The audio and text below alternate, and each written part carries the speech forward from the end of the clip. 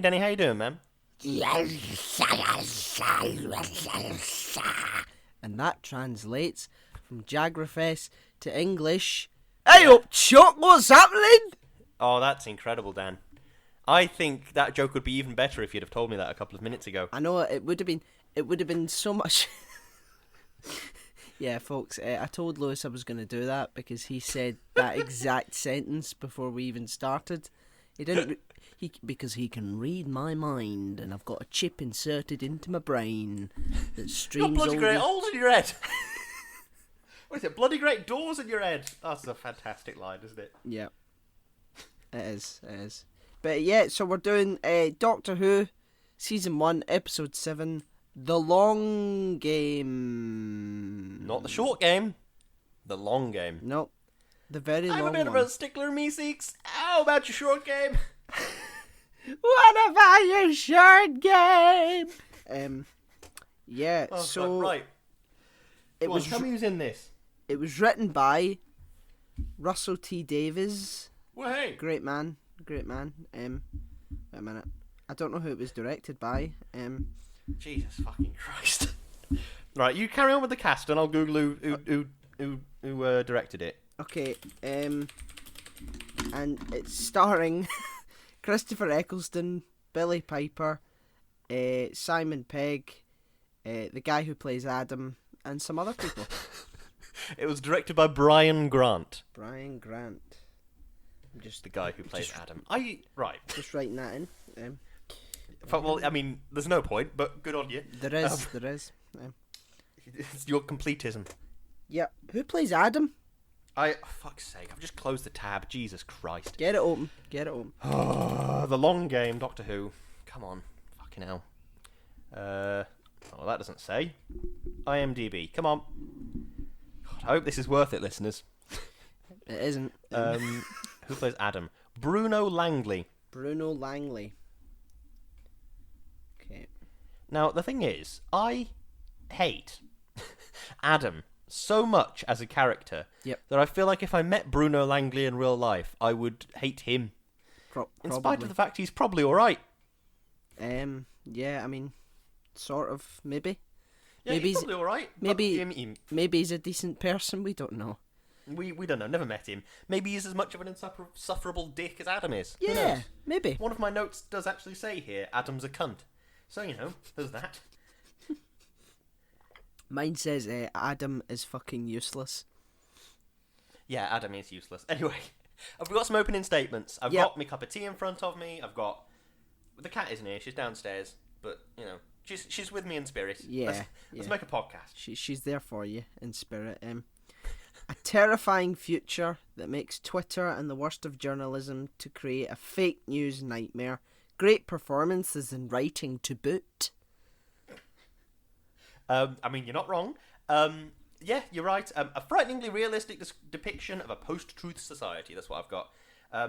Neuralink times a billion, isn't it? Yes, that's exactly what it is. Good old Elon Musk. Yep. Maybe Elon Musk becomes the Jagrafess. Maybe he does. He sort of looks like it a wee bit. Mental. What? His face just looks a bit. Elon Musk does not look like the Jagrafess. I'm sorry. See if South Park do an episode on Elon Musk. Yeah. They should make Elon Musk the Jagrafess. Because they made Jeff Bezos one of the Telosians from the pilot of Star Trek. You know, the things that don't speak but just transmit into your head with their huge heads. Yeah, he made. I can imagine Jeff Bezos coming into my house with his big head. Yeah. Being like, buy from Amazon. No, Jeff, I don't want to. And they made. One of my favourite webcomics is as a father talking to a little boy, and he says, "The thing is, Jeff, that you just can't be a dragon when you grow up. You've got to pick a real job." Then the next panel is Jeff Bezos in the modern day, crouching over a big pile of gold in an Amazon warehouse. Fuck's sake. They made Mark Zuckerberg a robot. I mean, did you see him try to drink water at that Senate hearing? That was very sort of... I am drinking like a human being. Yes. You see that picture of him with the fucking sun cream on? No. Well, it's because he's got his artificial flesh. he needs to use an inch-thick layer of sun cream, or is definitely what it appeared to be. He appeared to be like surfing or something, and he like had this pink sun cream lathered onto his face. Oh my god, that's not sun cream. That's fucking engine oil from the future, and he can't go out into the rain, otherwise he rusts. The thing is, you're not right. I promised myself I wasn't going to get angry in this episode, but here we go. The thing is about that picture of Mark Zuckerberg is everybody's looking at it like, oh, he's such a dick. Look at him surfing with big pink sun cream on his face. Oh, what a dickhead. But the thing is, the reason he was on that island was to buy land from indigenous people so that he could say he owned that island. Wow, that's pretty fucked. Exactly! Oh, God. Right, I hate capitalism and I hate a post-truth society so much. So then this brings us back around to the episode. So let's get into it. Okay, I have a question. Okay. Did the Doctor make the Daleks more deadly because of his interference here? Right, you've got to bear with me here. It's not early. It's 10:15, but So the Daleks are related to this because at the end of this series, the Daleks take over Satellite 5 and becomes some kind of Dalek hub or something, right? Well, yeah, but that's why it's called The Long Game. It's a quote from the sort of penultimate episode where the Daleks have been there for hundreds of years, just sort of guiding humanity and getting lots and lots of human beings to them to kill them and then make new Daleks. Okay. In that case, yes, I think he probably did. So it's heavily around. Sorry, it's heavily implied that the Daleks are involved in this, which doesn't. I don't know how they could be because why would they use banks and install a creature like that just to fake news or fake the news? Maybe to sort of purify the race or something like that. Perhaps, yeah. Because the immigration's tightened. They were saying that during the. I don't know. Okay, I have two things, two questions I want to ask you. Yep. Danny, as someone who lives in Glasgow and has lived in Glasgow for many years, I know. What shape do you imagine the Glasgow water riots to take? Yeah, that's when we run out of bottled water, and There's no more Dasani! There's no more Highland Spring! So we just kill each other for any little droplets of water we have left. I see. Yep, I imagine that's how that's gonna go. Okay. Right. Well, the food carts in sort of the opening bits where they go up and start ordering food and it becomes this bustling hub of activity very quickly. It reminded me of the sort of food carts in Blade Runner. Do you know what I'm talking about? Where Harrison Ford's sat at that bar and he's eating noodles and he's reading a newspaper and that sort of stuff. Well, it made me think of in a lot of hypothetical sort of sci-fi type situations, because Japan has been in the forefront of robotics and computer terminology. Technology is the word. At the forefront of computer technology for so long, it's visualized as a sort of quite Japanese heavy future in terms of the culture and the food and the music and that sort of thing. Yeah. What other country would be a hilarious alternative? I have an answer to this question. Well, I'll give you mine and then you give me yours, right? Okay. Scotland, obviously. No. Instead, Harrison Ford sat at that bar, eating a deep fried pizza and sipping on an iron brew. Yep, eating a deep fried Mars bar, and having a really slippery, greasy chippy with. Yum. Because people are like, wait, wouldn't he eat haggis? No, he wouldn't, because it's not as popular as they fucking think it is up here, right? Do you know what I mean? Yeah. Surprisingly, you'll find quite a few French people that don't fucking go about eating snails, right? Have I ever told you my joke about French snails? No, you haven't. Oh, I love it. It's so Danny, There was a man walking down the street one day, and he saw a car go past him. There was a snail driving the car. There was a big letter on the door. It looked like an S, but it went past so quickly. It was incredible. The man pointed at the car and said, "Wow, look at that S car go!" I really like that. I think that's great. Jesus Christ. But anyway, the point I was making about future tech and like alternative cultures than like a Japanese-inspired future. Sorry, go on. Sorry to just before we go on to that. Do you want to just explain that joke to anyone that didn't get it? Because the French word for like eating snails is escargot.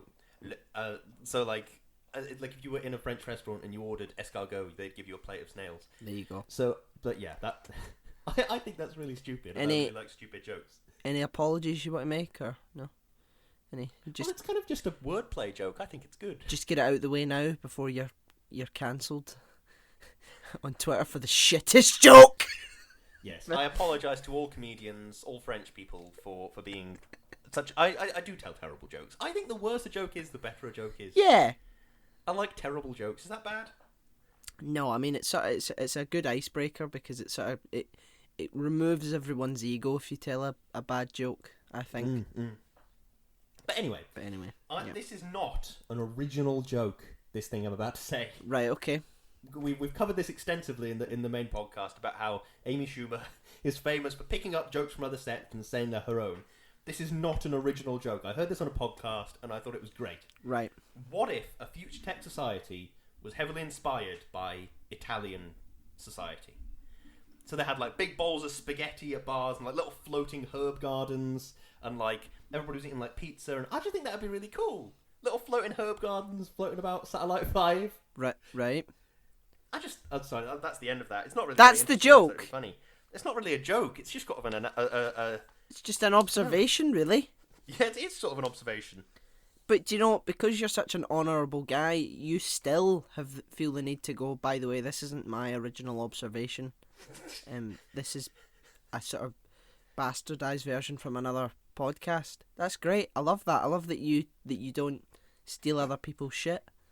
Whereas if it was Amy Schumer doing it, she would just be like, "Hey, I've got this original observation about a future set." Imagine it was all Italian. You didn't even say what it was. No, you know, because you've heard it before, haven't you? Yeah. I've got a question. Go on. What precisely is a Kronk burger? I'm gonna say mashed up Cronenberg mutations. Well, that's a good shout. The thing I'm leaning towards is maybe it's a normal sort of beef burger with something on top. Yeah, it sounds as if it's deep fried, doesn't it? It does sound deep fried. It looked like a very hot, deep frying style environment that he was making these burgers in. I wouldn't be surprised if the entire thing was deep fried. Yeah, maybe it is just like batter. Maybe. Just a batter burger. That would be disgusting. Batter's good on like sausages from like the chippy. Sure. I've never had a deep fried Mars bar. I have. And was it nice? Surprisingly good. I expected it to be too fatty and greasy to eat, but don't get me wrong, I couldn't eat a lot of them.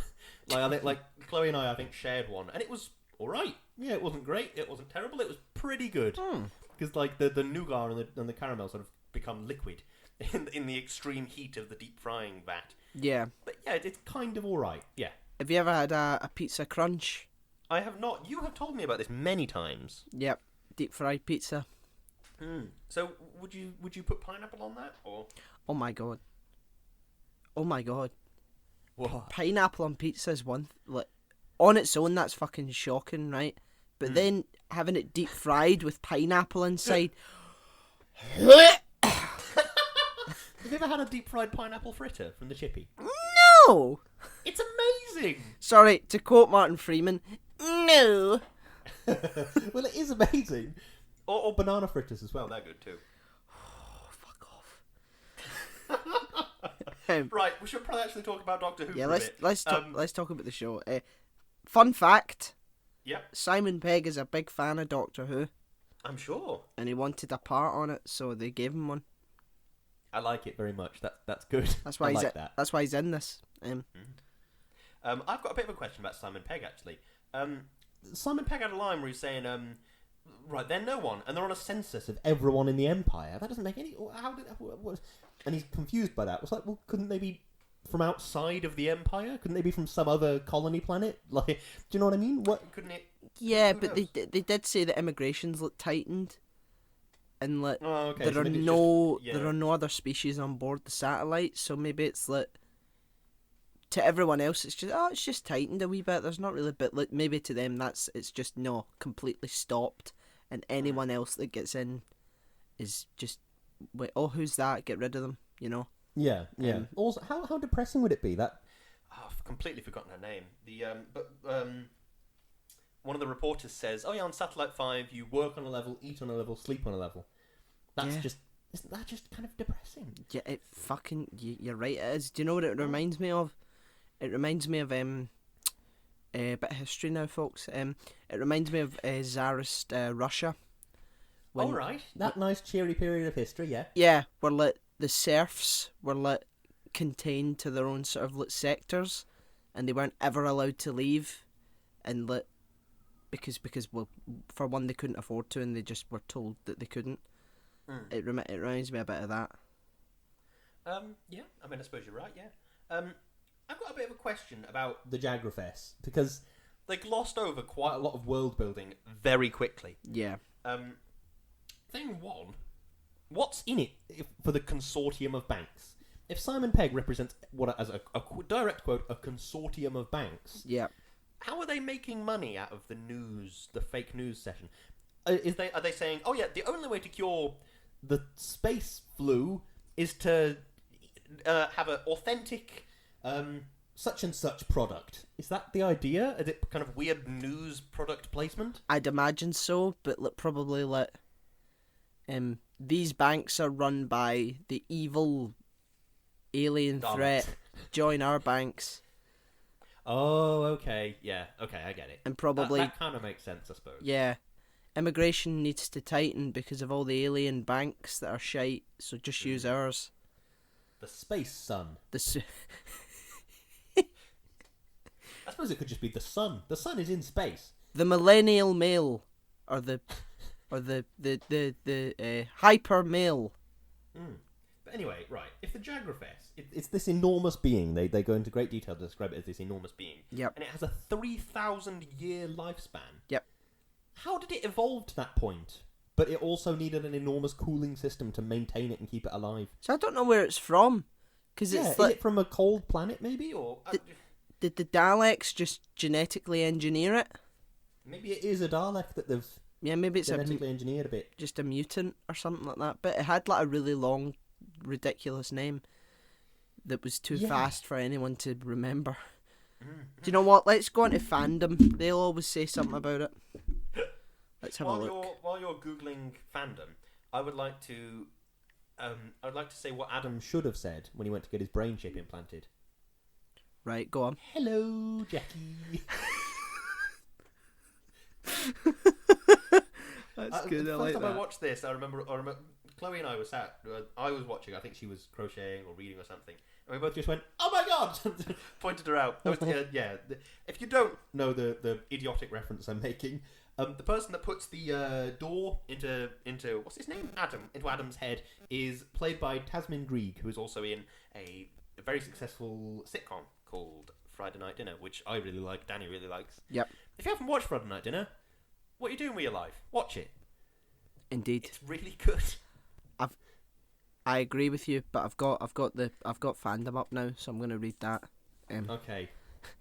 The Jagrafess was put in charge of the Sat's fourth great and bountiful human empire in the year 1999,909.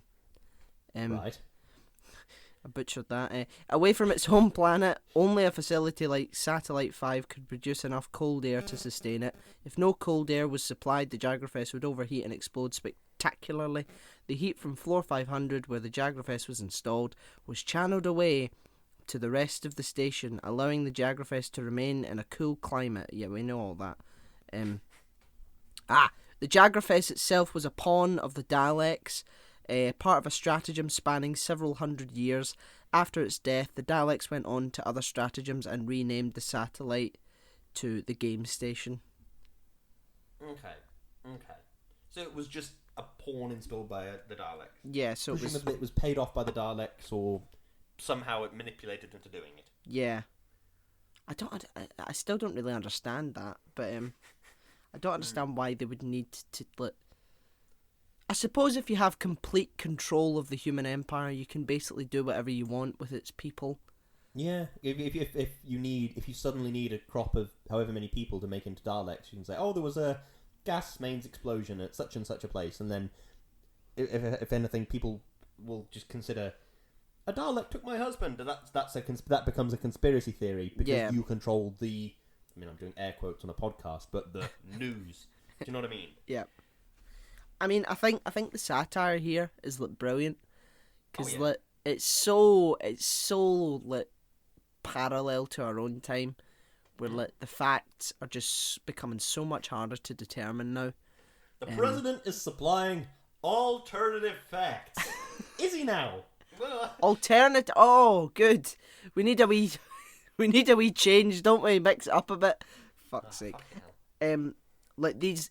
I don't know if you've seen these deep fake videos. Yeah. Where it's like you can digitally put someone else's face. Or it's actually scarily accurate now. Oh god, yeah. And it's going to be get, like impersonators that can do like such a good version of the voice and just get the face on, and it's terrifying. It's going to be really hard to tell who people are soon. And people are going to use that wrongly. So, fuck. Jesus Christ. We can't do anything without making it fucking depressing, Lewis. We can't do anything. I would like to talk about something which make me smile in this episode, because obviously this episode was written, produced in 2005. Right. When I was 5 years old, so I have very little scope of understanding for this. But I'm presuming that card technology, as in credit card, debit card, that was in its sort of infancy. Mm-hmm. You could do chip and pin and all that, but mostly it was cash. Yeah. That's what I'm presuming, and that's what makes me smile about this episode, because they just can't even process the concept that it's a cashless society. Yeah. And Rose and Adam is like, well, what's this? This isn't money. What do I do with this? Yeah. But like literally 15 years later, now I cannot think of the last time I held cash in my hands. Are you joking? I will just boop. No. The only time I ever have cash is if I'm going to like somewhere that might not have a card reader, which now during COVID obviously, like people are all about contactless, because then you haven't got to actually touch anything. So it's becomes less and less often. That really scares me. The only time I ever have cash in my hands is maybe if I'm going to a hairdresser, because for some reason they seem to never have card machines. So why does that make you smile? Because doesn't that terrify you? No. What? Right, hang on. What makes me smile is the fact that they can dream up this incredibly futuristic technology of big old doors in your head and getting information channeled directly into your brain and all this sort of stuff. Yeah. But then they're also like, imagine a world without cash. Fuck, that is so weird. Yeah. That's just such bizarre. You know, that's what makes me smile. I just think that's funny. That's weird. Yeah. Yeah, but sorry to ruin that, but that just really terrifies me that you haven't used cash in like a while. Because I mean, because money then is like couldn't whoever controls, let's say let someone say fucking RSB or Visa or just like NatWest or whoever, you've been cut off and we're just gonna say there's like no cash anymore, and we will get there. We will come to a point where we don't use cash anymore. Okay. And it's just sort of phased out because it's so much easier to use phones and all that. It could just come to the point where they just say, we're just going to halt your payments for a wee while, or we're going to intercept a money transfer because you've done this or you've done that. And then you're just totally dependent on these huge big banks to get your money or whatever. I mean, yeah, don't get me wrong, it's not ideal. What do you mean it's not? It's fucking terrifying. There's this thing apparently that Facebook are going to start doing, which is it's like online currency. It's like sort of Facebook coins or something like that. Fuck me. Right. And is it backed up by real world currency? I don't know. But I just the whole idea of like money just becoming a completely an online sort of transactional thing, it just scares me a wee bit, because someone at the top could just be like, oh, that's we can control the money very easily now. Back then you had to use paper and shit, but now we can just go, nope, you're not getting that. I think the thing from my point of view is that, like, say there's a person who's got £1,000. Yeah. What that means is if they go to a cash machine, I mean, you can't withdraw £1,000 in one go, but say they do, that means that because obviously on the notes and whatever it says, I promise to pay the bearer on demand the sum of £5, £10, £20.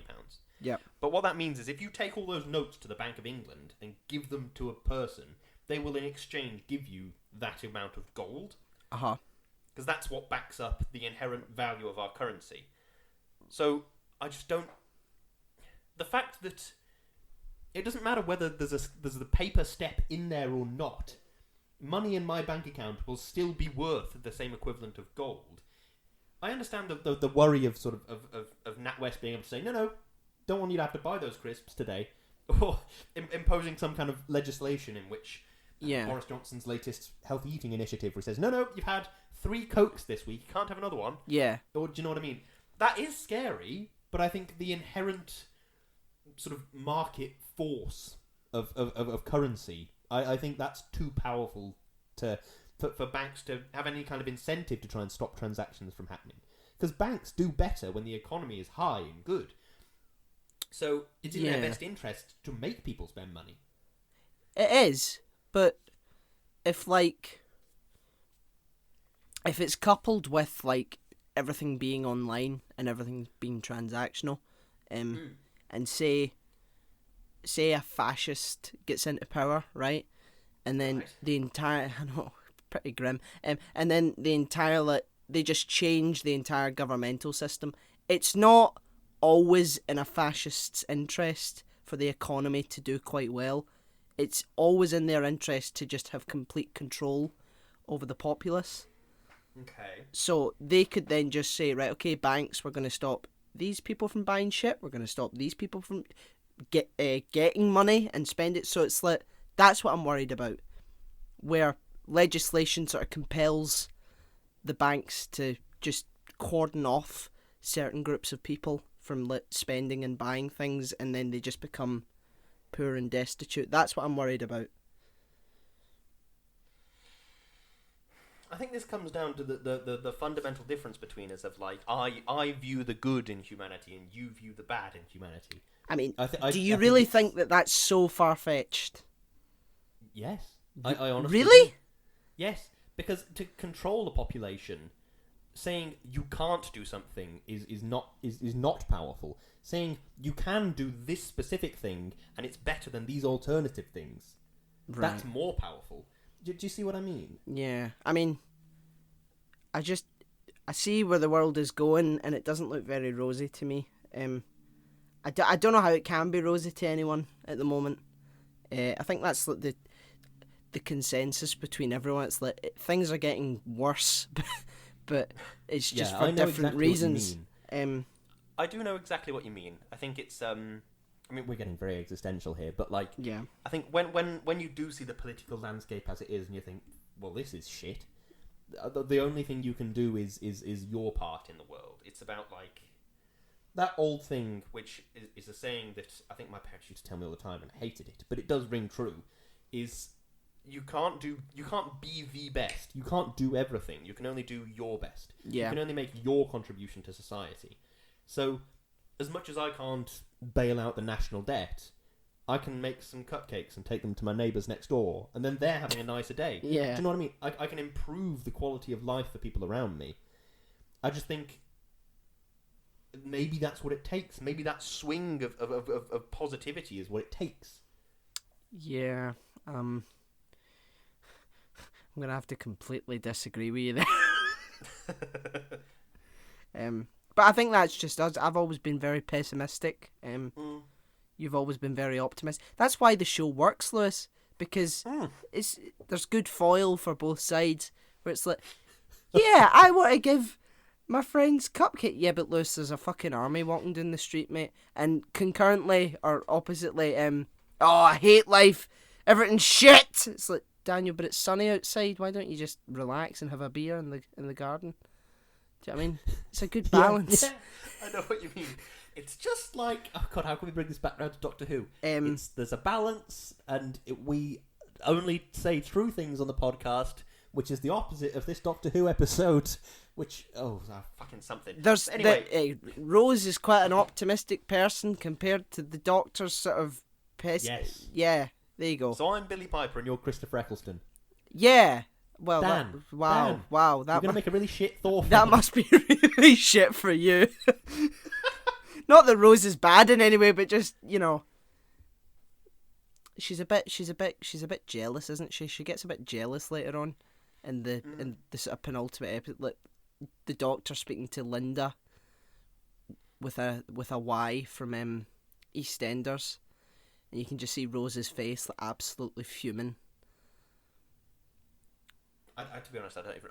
We'll get to that, but I don't even remember that. Yeah, we'll get to that. We'll get to that. Anyway, Cocker, we've had an existential rant. Have we got any more CRQs or CRSs or anything? Are human beings this thick? I don't think it's about thickness. I think it's about the slowness of it's about the gradient of the curve. And if it's just a very slow changes over time, it's like that thing the Doctor said about like it's a million little things adding up to one big thing. Yeah. But you don't even realise that the big thing has happened because Yeah. the little things are so small.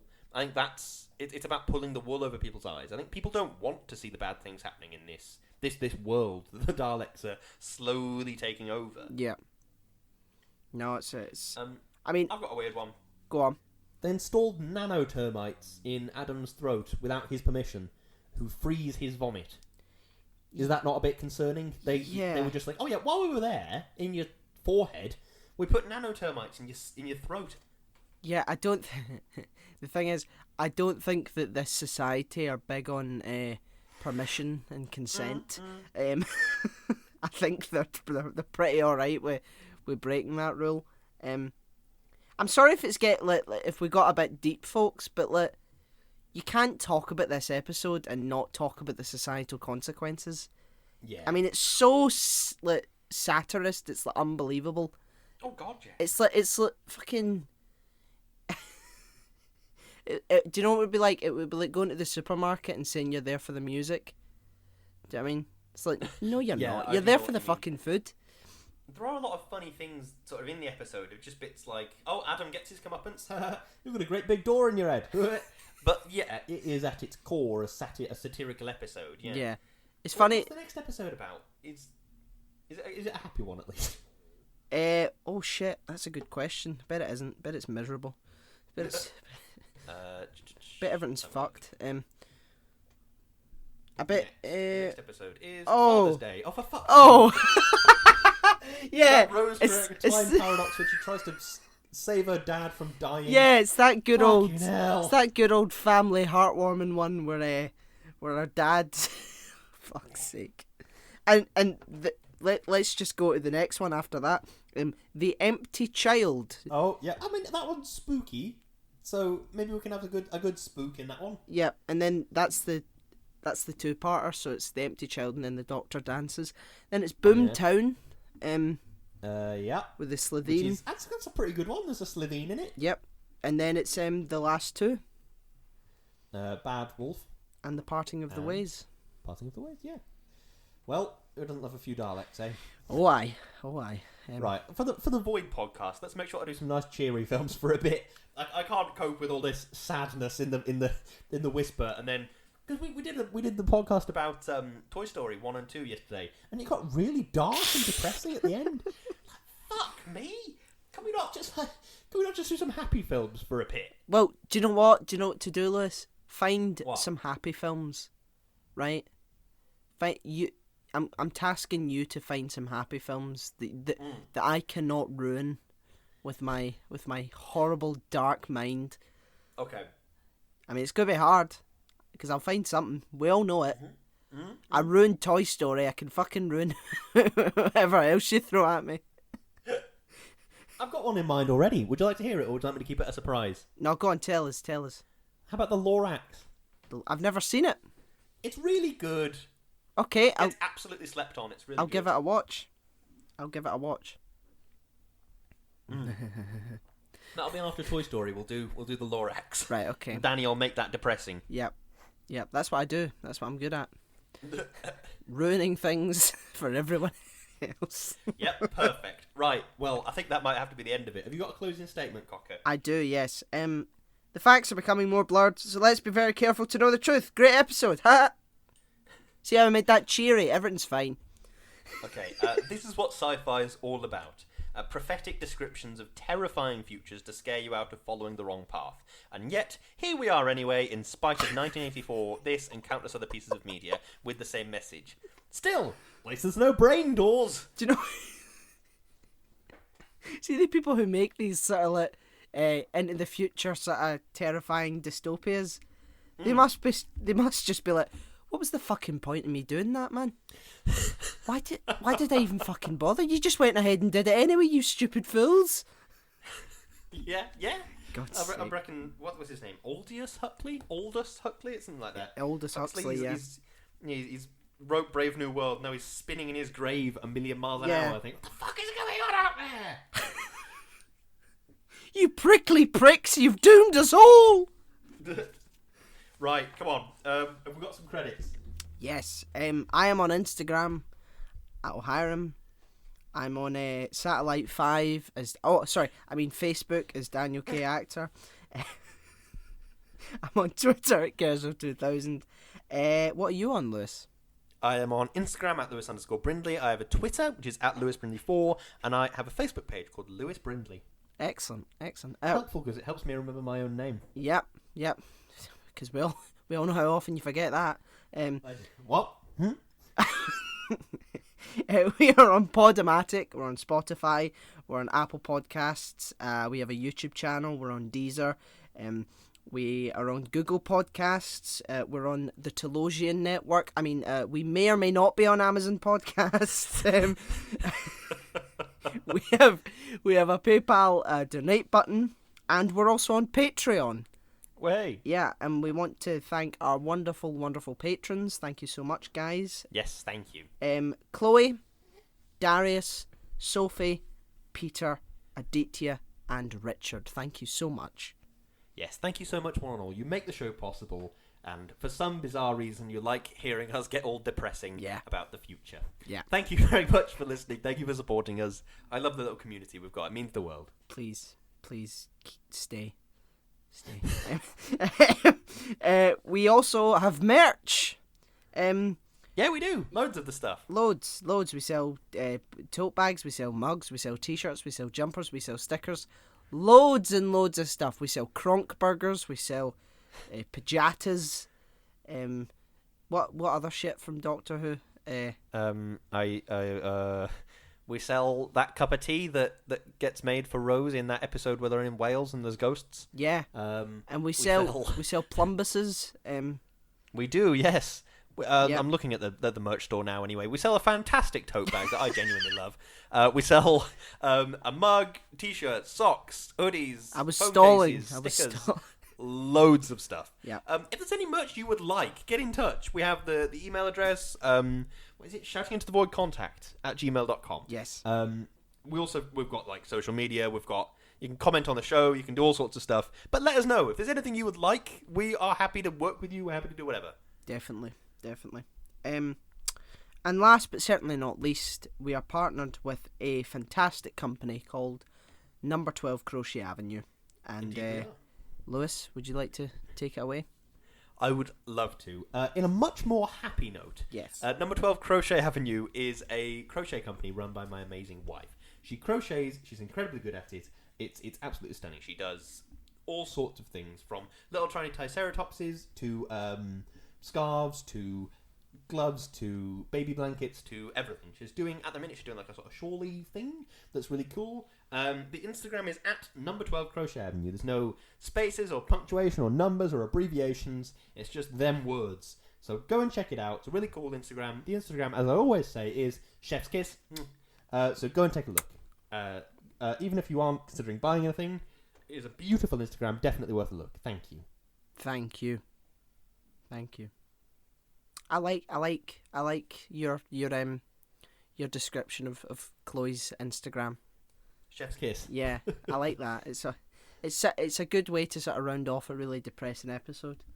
You know, it just brings the sun back a wee bit. But yeah, that was Doctor Who, the long game.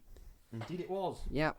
So as we said, the next episode is another it's another happy-go-lucky episode. Father's Day. Yes. So in which Rose Tyler's dad dies like 20 times or something. Yeah. It's good characterization though for her character. Yeah, that's true. It is. So there you go. So we'll see you then. Yes. Yeah. Have a wonderful week. Stay hydrated. Try not to be as depressed as we were in this episode. Yeah. We'll see you then. And as my mate the Jagrafest says, and what does that mean? see you later. Oh, right. Okay. Yep. Thanks. Bye. Bye.